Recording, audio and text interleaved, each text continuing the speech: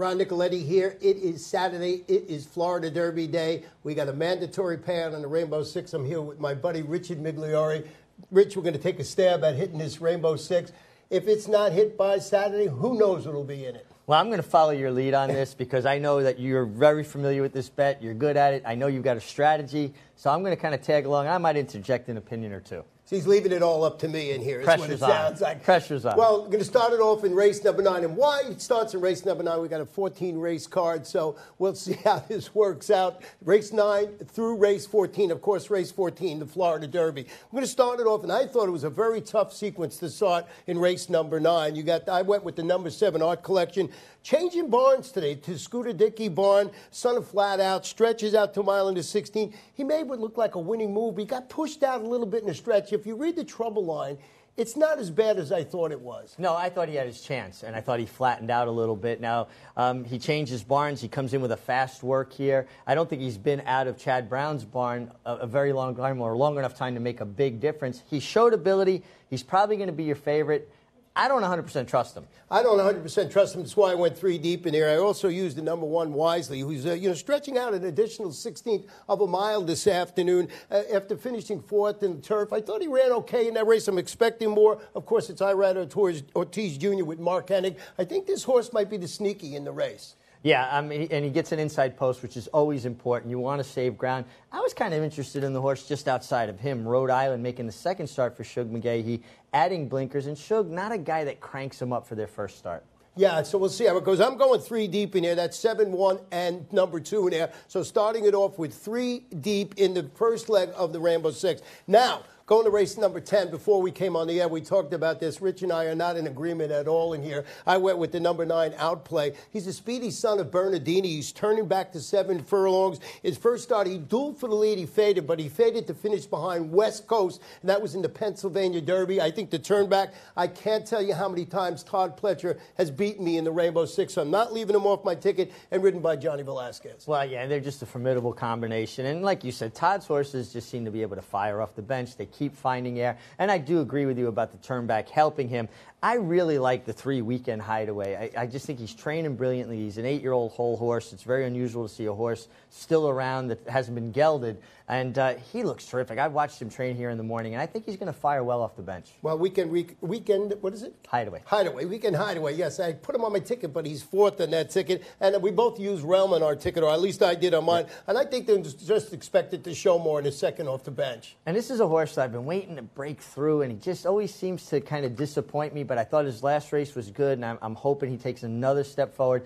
And, of course, if I got knocked out in this leg without using Richard the Great, I couldn't forgive myself, so I'm using Richard the Great. Is there any Ron the Greats in there that I can use? Well, if there was, I guarantee you'd use them. This one is the one that's really got me afraid in here. Now, when we go to race number 11, this is the Grade 3 Honey Fox. It's a mile, 4-year-olds and upward. And, boy, I had the great honor to watch On Leave schooling just a little while ago. This horse looks fantastic. Of course, trained by Shug McGahee, who tried to make it 2 in a row on this course. Rallied to win the My Charmer here back on December 16th. This horse looked fantastic in the walking ring. And she is such an ultra-consistent filly, 7-14 lifetime.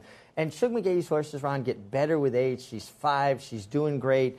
She gets an outside draw. It's a little bit of a concern for me, but she does have tactical speed, and she likes firm ground. She should get her trip. And you got Christophe Clement in here, which you always have to pay attention. He's got 2 in here. He's got Lull, and he's got Stormy Victoria. I just thought Lull, one of 2 of those horses, is debuting locally after an impressive win. That was in Santa Anita. That was the Grade 2 Autumn Miss. Comes back, runs 5th, but that's the Grade 1 matriarch against older horses at Del Mar. Yeah, I like her very much. I like her more than Stormy Victoria. Stormy Victoria broke through with a big effort last time. I don't trust her to put 2 back-to-back. It takes her so long to kind of get to that win. I can't see her doing it twice in a row. I like Lull as well. What'd you think of Grizzle, the 6-horse, coming off a tough trip, I thought, last time, when she threw her head and kind of lost her action in the first turn? I think she gets more pace. And I just thought at a price, from a trip standpoint, she has a chance. She has a chance. I have a 4th on my ticket. I didn't go that deep in my Rainbow Six, but when I'm betting, I will certainly have it on the ticket. Now, the horse I use is the 4 Team of Teams. This one is going to try and make it two in a row. Led every step of the way to win the $100,000 Sand Springs.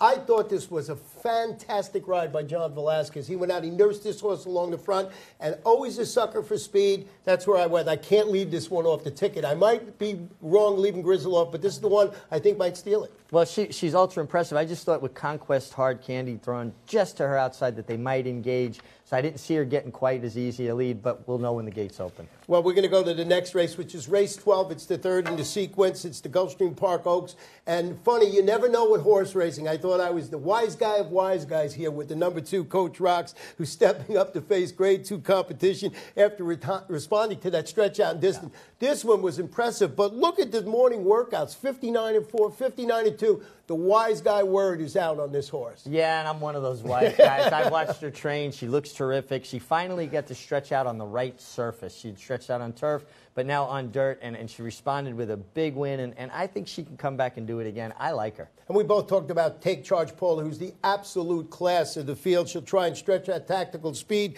to a mile in the 16th. She followed her much the best score. That was in the 7 furlong grade 2 forward girl. Yeah. Comes back, runs second. That was in the Devona Dale. Does she get the distance? I just don't see her as a 2-turn filly. I think she's capable of getting up to a 1-turn mile. And I know a lot of people say, well, it's only a 16th of a mile more, but a 2-turn race is run completely different than a 1-turn race.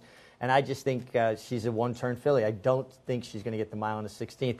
I do like Princess Warrior a little bit. She's kept better company. Obviously, Breeders' Cup Juvenile fillies last year.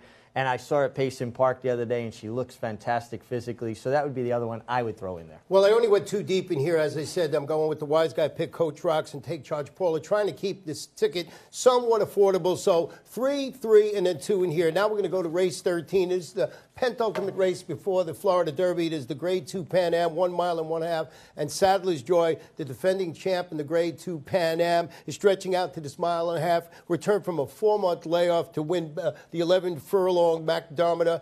What a ride by Julian Leparoux. Never thought he'd get there. Yeah, and he's a very difficult horse to ride because if you make the lead too soon, he pulls up. His job is over. Julian fits him like a glove. He waits, makes that last run. He's got a good enough turn of foot where he can have the confidence to do it. And I think he gets enough pace for a 1.5 mile race to set up that run again. And, Bullard's Alley, boy, this horse I bet in both starts that he's been here. He's been knocking on the door in both those local races. He's a gelded son of Flower Alley. Boy, he got beat a half length in the 12-pound McKnight here in January, and I just think he is a logical contender. And they're one of those horses I couldn't leave off the ticket. Yeah, and I like the rider change to Irad Ortiz Jr. here. There's a lot to like there. I thought Bigger Picture was kind of interesting as well. I just have so much respect for Mike Maker in these marathon turf races. And, High Happy. Here we go with Todd Pletcher again. This one is one at this distance in Argentina of 1 mile and 1/2. I think this is a sneaky race, and as I mentioned at the top of this analysis, I'm not leaving Todd Pletcher off a couple of these things while I'm investing in this Rainbow Six with that mandatory payout. Now, the big one, the Express Best Florida Derby, Grade 1, 1 mile and 1/8. I'm going to let Rich start this because he's sold on a horse. Yeah, well, I'm really bullish that Catholic Boy is going to win. I just like the way he's coming in the race. He impressed me so much as a 2-year-old in the Remsen, making 2 distinct runs. It seemed like Manny Franco maybe moved a little early on him, stopped him, and then started him again. Very unusual for any horse to do it, let alone a 2-year-old. The 1 1/8 suits him well. And just the way he's coming into the race, that sold me. Yeah, and one of my favorite angles, actually, is the only horse in the field that's ever won at 1 1/8. So Catholic Boy certainly on my ticket. But I did go to the inside with Strike Power, and I'm trying to break the record of 0 for 13 with horses breaking from the rail since we reconfigured the track. This one, a really nice victory in the swale. Comes back second behind Promises Fulfilled. Yep. And I just thought this horse was incredible in that race, and I think he's going to move forward. So I'm going to go with Strike Power, Catholic Boy. Anybody else use? I singled Catholic Boy. Listen, I have utmost respect for Todd Pletcher, like you're talking about, and particularly in this race with Johnny Velasquez. I just wasn't thrilled with the way Audible trained up to this race. Now, I've been told he's not a good workhorse, but I want to see a little bit more sparkle. I didn't see it. Any concerns, Strike Power from the inside, that him and Promises Fulfilled get hooked up, or do you think because he rated so effectively last time that it's not a problem if Promises Fulfilled outruns I mean, him? that's basically the plan, to stay off Promises Fulfilled. He's got to go. So I'm just thinking that, Strike Power is going to sit that perfect trip. I don't put too much stock in the rail going 1 1/8. Even though there's 0 for 13, I just think it's an aberration that maybe this one will get it done. And, I couldn't go with Audible for all the reasons you mentioned. So Strike Power for me, Catholic Boy for you. My ticket, $97.20. You think I got it? I sure hope so. I know where we'll be afterwards if you do. Good luck.